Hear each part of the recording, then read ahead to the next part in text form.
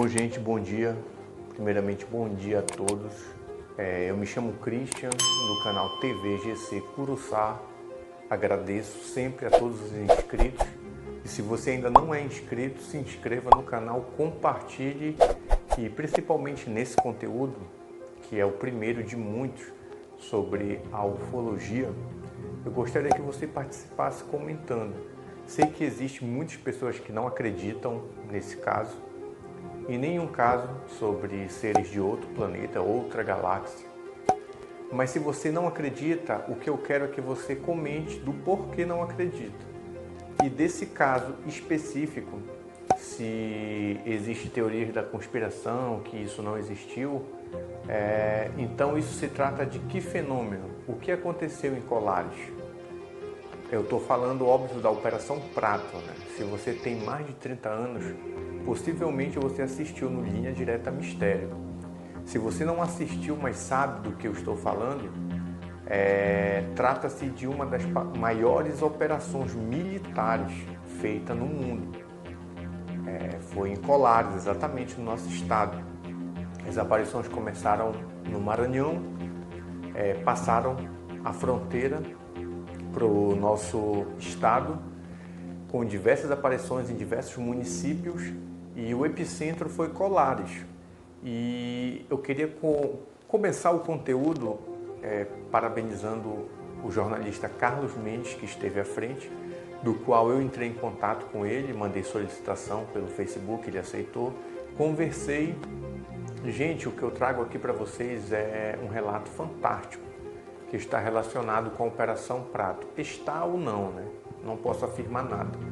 Aliás, tudo que envolve esse assunto não se pode afirmar, né? Absolutamente nada. Pode-se especular. E assim, ele não me respondeu muito porque ele está fazendo um novo livro. O jornalista Carlos Mendes, que esteve à frente da operação, ele fez o primeiro livro chamado Luzes do Medo, do qual vou divulgar aqui no canal. E o segundo, ele está em andamento. Então ele não pôde me dar muitas informações, que foi através das pesquisas, das próprias pesquisas que eu comecei a fazer, eu me deparei com esse relato do Carlos Mendes, que diz que as aparições, depois do que aconteceu em Colares, as aparições foram descendo cada vez mais, finalizando no município de Curuçá e Marapani, do qual vocês vão ver que até em Marapani, segundo o jornalista, houve um ataque a um cavalo que estava atravessando o campo de futebol. E quando eu me deparei com esse relato, assim foi de arrepiar, né? Saber que em Curuçá também teve diversas aparições. Aí que as coisas vão se encaixando. Quando eu recebi uma mensagem via WhatsApp de uma pessoa que é inscrita no canal, do qual contou um fato na década de 70. Sem saber que eu iria fazer esse programa e esse conteúdo aqui, ele relata que na década de 70 ele veio ao município de Curuçá, ele não morava aqui, a trabalho. E essa fábrica de exportar polpa de coco ficava na comunidade de Murajá, que pertence aqui ao município de Curuçá. E ele foi perseguido por um OVNI, um objeto voador não identificado. E eu reconstituí a história dele através de fotos, e vocês vão assistir nesse exato momento, na primeira parte do vídeo. O vídeo já começa assim com ação, com enredo, porque a intenção é manter vocês no vídeo. E comente aí, gente. E o segundo é esse relato mais surpreendente ainda do Carlos Mendes, das aparições em Curuçá. Vamos assistir essa primeira parte aí, gente, e daqui a pouco a gente volta. Bom, gente, é interessante como as coisas acontecem sem querer. Tem um personagem de uma história que aconteceu no nosso município aqui em Curuçá que me chamou muito a atenção. O próprio entrou em contato com a gente e relatou esse ocorrido, esse acontecimento na vida dele, para ilustrar o nosso trabalho sobre a Operação Prato, que eu estou pesquisando. E Ele me contou, pediu que não fosse identificado o nome dele, até porque esse assunto da ufologia, ela é bastante desacreditada por parte da população, que é leiga no assunto. Quem se interessa, os estudiosos do assunto, com certeza dão muito mais atenção. E o que tem de diferente no ocorrido com ele? Bom, primeiramente, não tem nada demais. O avistamento dele, por sinal, até é bastante comum para as pessoas que presenciam esse fenômeno, que são os OVNIs, objetos voadores não identificados. Mas o que me chamou muito a atenção, a princípio, nem tanto que foi a data desse acontecimento, que foi a década de 70. Bom, aí já bate com a década de 70, que também foi o início da Operação Prato. Só que ontem, assistindo uma entrevista dos 3 principais personagens da Operação Prato, que foi o comandante Ueranger Holanda, a doutora Velaide e o jornalista Carlos Mendes, de Belém do Pará. Na entrevista do Carlos Mendes para um canal do YouTube, o conteúdo tinha 1h20, eu assisti todinho. Ele faz um mapeamento de todas as aparições desses objetos, que não iniciou no Pará, iniciou-se no Maranhão. Ele até brinca que depois que esses objetos cansaram de bagunçar no Maranhão, eles atravessaram a fronteira e vieram para o nosso estado fazer diversas aparições em vários municípios. E o mais visado foi Colares. E ele faz o relato de 2 municípios no final, que depois de Colares foi se estendendo até chegar no município de Curuçá e Marapanhi. Aí eu tive que filmar essa parte e registrar. Me chamou muita atenção.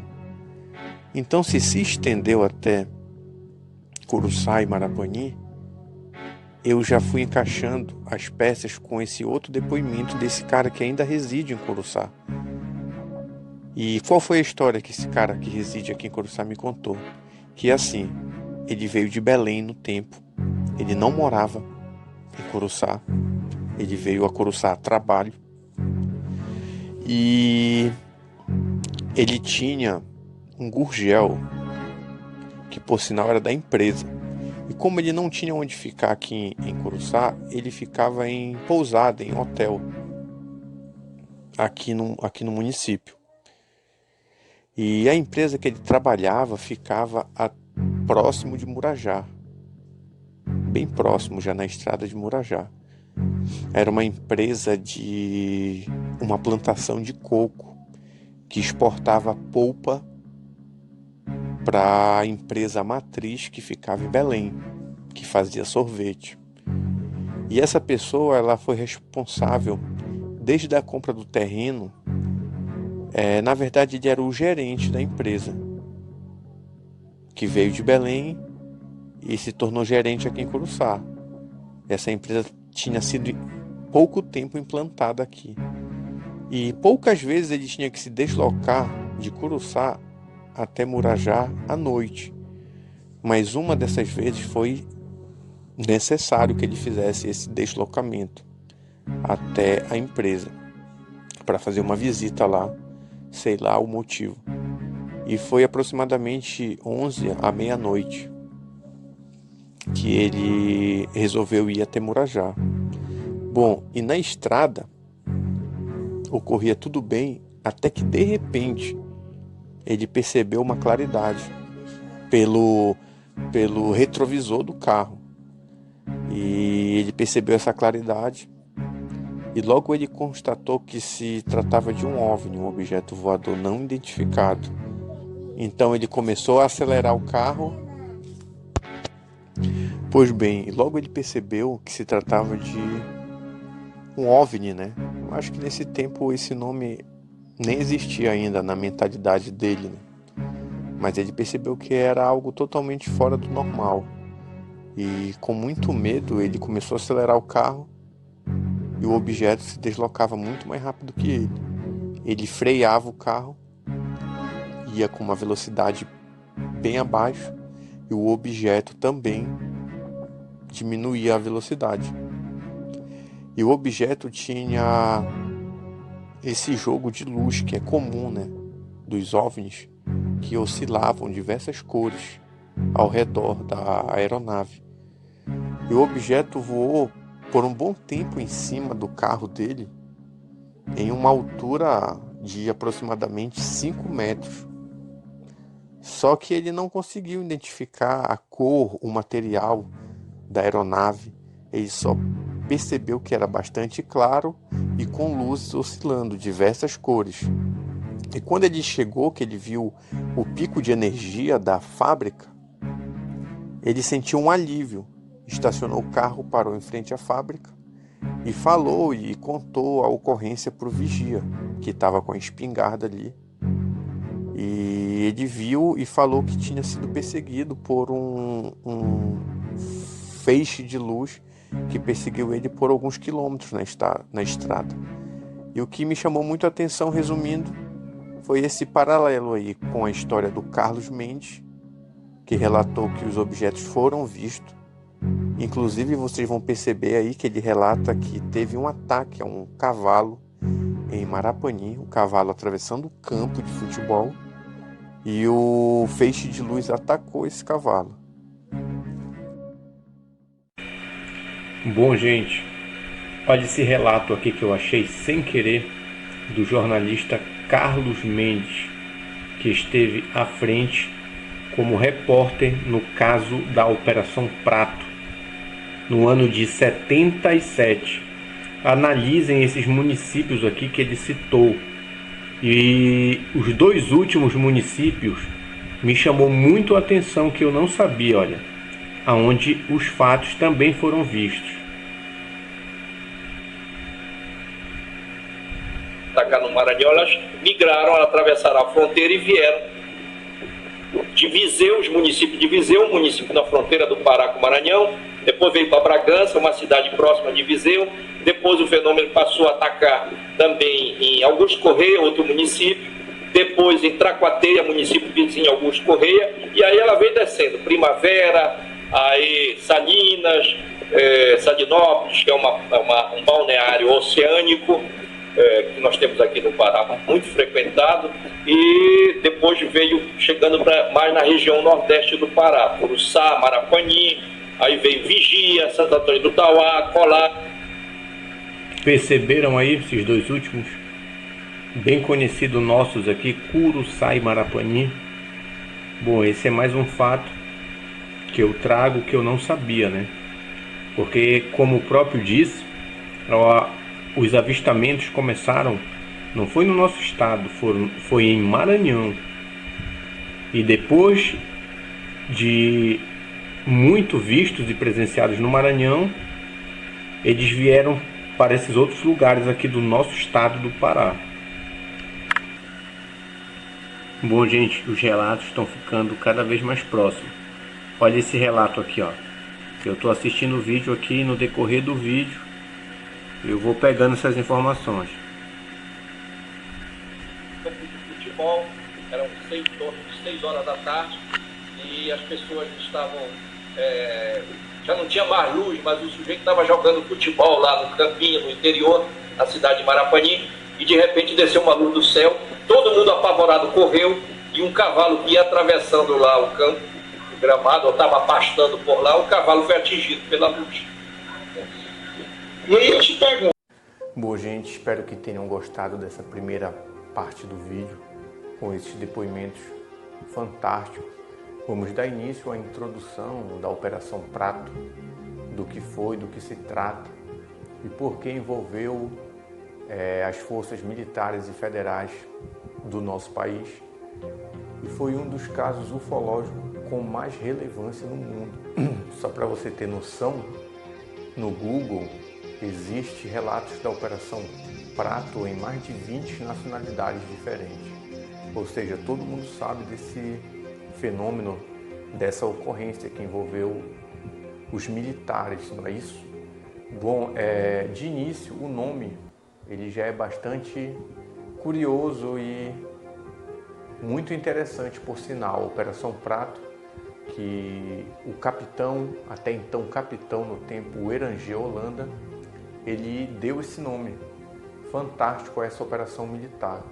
Ele disse que o nosso país é o único país do mundo que relaciona ao OVNI, a naves espaciais, com o nome de disco voador. Nenhum outro país utiliza o nome disco voador. É Pires voador, vários outros nomes, né? E Portugal, por exemplo, é prato voador. Então ele, para dar um nome a um arquivo confidencial, ele não poderia botar algo muito visível e notório, né? Operação Disco Voador. Então ele colocou Operação Prato. E assim, o próprio Eranger disse que ele já pegou essa ocorrência em andamento, pois no tempo as Forças Armadas tinham pago para ele um curso na capital do nosso país, né? Um curso de selva, e quando ele voltou para Belém do Pará, no primeiro Comar, ele recebeu esse ofício, essa operação e do que estava acontecendo em Colares, né?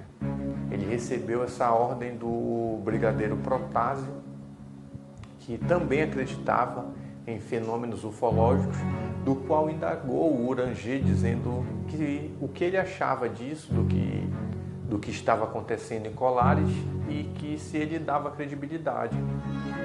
Bom, o próprio Eranger Holanda disse que as Forças Armadas possivelmente só deu início às investigações por se tratar desse brigadeiro, que também acreditava, porque se fosse outro, poderia não ter tido essa operação. Prato. E assim, o interessante é que nessa entrevista, que eu vou deixar aqui embaixo na descrição, eu vou deixar a maioria do que eu pesquisei durante esses 5 dias relacionado aqui embaixo para você assistir. E o próprio capitão Eranger disse que ele já teve um fenômeno desse aos 13 anos de idade em Belém, onde ele viu um OVNI através da janela da sua casa, né? Só que ele foi para esse caso com todo o ceticismo possível, né? Que as Forças Armadas foi para recolher informações e no final dar o diagnóstico do que se tratava. Ele só não sabia que a sua vida estaria prestes a tomar outros rumos naquilo do que se trata de fé, de crença. E assim, ele chega em Colares. A Operação Prato teve início mais ou menos em setembro a dezembro da década de 70, precisamente 77.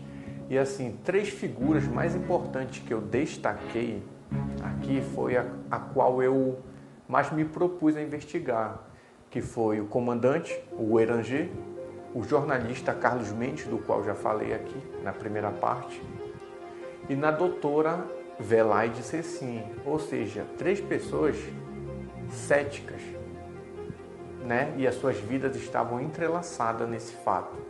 Bom, primeiro a doutora com a ciência, do qual ela mesmo diz que ela foi destacada a Colares com 22 anos e 2 dias de formada apenas. Ela disse que ela relata nessa palestra, que eu também vou deixar aqui embaixo, que os formandos, né, de medicina se acham muito prepotentes no conhecimento. E o que ela vivenciou lá mudaria todas as concepções de vida, de conhecimento da vida dela, bastante impactante. Inclusive ela relata, que eu vou comentar no decorrer do vídeo, do que as pessoas perguntando para ela na palestra, do que ela achava que se tratava essas aparições.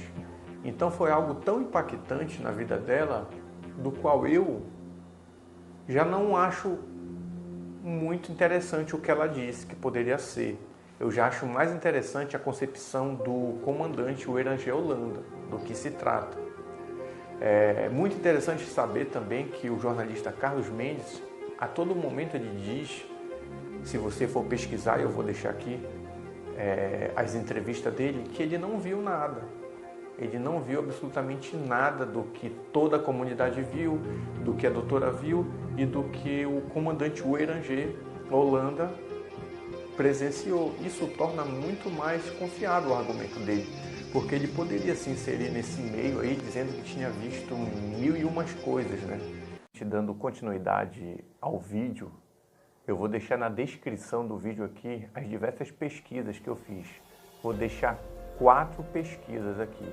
A primeira eu vou deixar a entrevista com o comandante Holanda, segundo com o jornalista Carlos Mendes, que fala de Curuçá e Marapanim, terceiro da doutora Velaide, que foi a doutora do posto de saúde de Colares, e quarto, um documentário de 50 minutos produzido aqui mesmo no estado do Pará, muito interessante, sobre os relatos de Colares.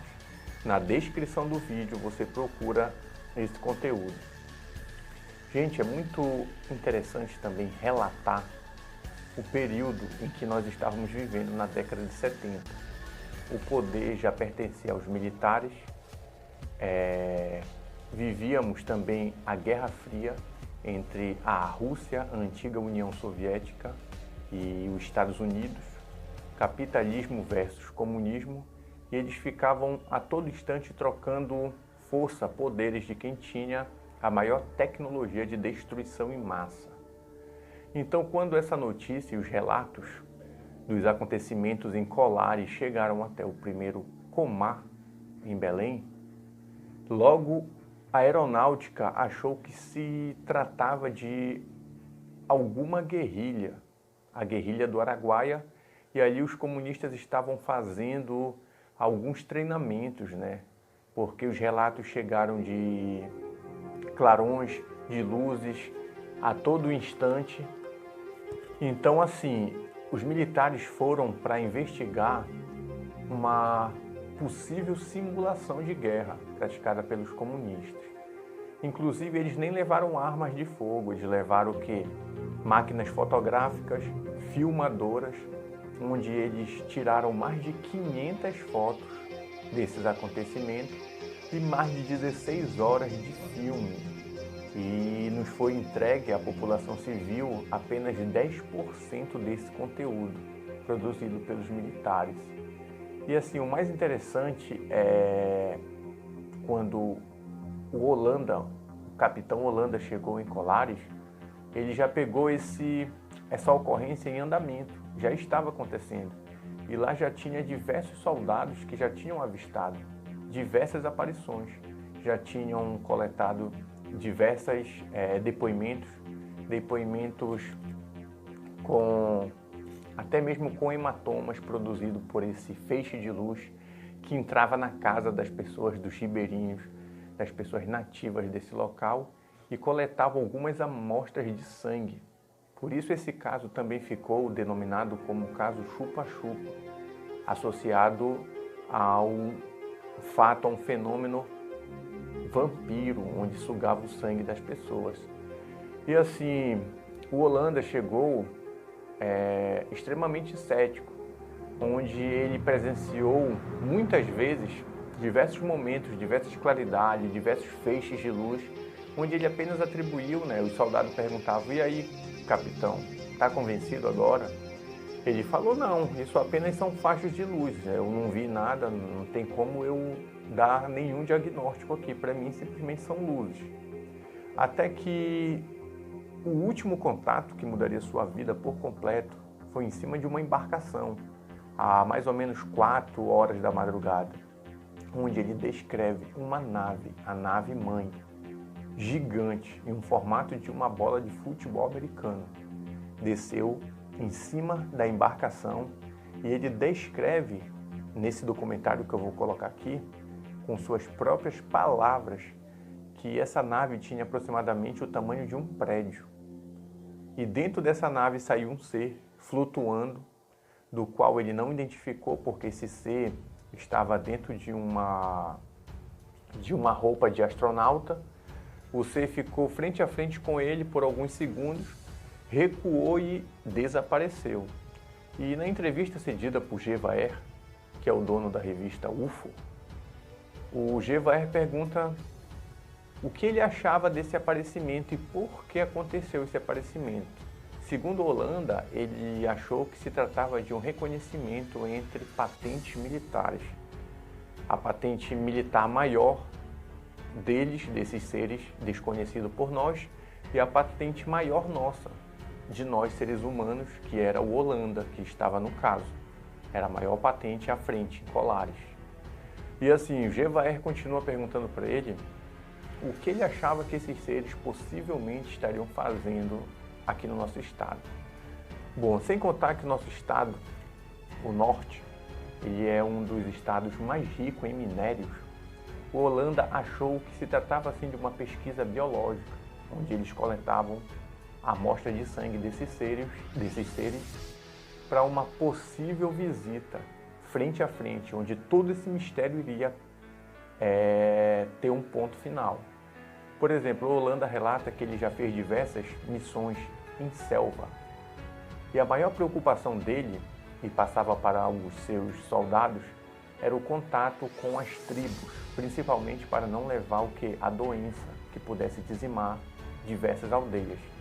Então ele acha que, da mesma forma que esses seres visitam e estudam a gente, eles não fazem uma aparição concreta com medo de passar possível doença ou algo contagioso ou algo desse tipo. Eles estão nos estudando, coletando amostras do nosso sangue para uma possível aparição. Já é interessante, por outro lado, a explicação da doutora Adelaide, que numa palestra alguém pergunta também para ela do que se tratava esses aparecimentos. Já diferente do Holanda, a doutora Adelaide relata a característica física desses seres. Também está aqui na descrição do vídeo. Ela relata que esses seres não tinham nada de pele verde, cabeçudo, olhos grandes e baixinho. Ela relata que eles eram altos, magros, cabelos bastante claros. Ela comparou até os cabelos dele com os dela, que é louro. Vocês vão ver no vídeo como ela é. E ela achava que se tratava de uma esquadrilha perdida ou que ficou sem combustível aqui no nosso planeta Terra.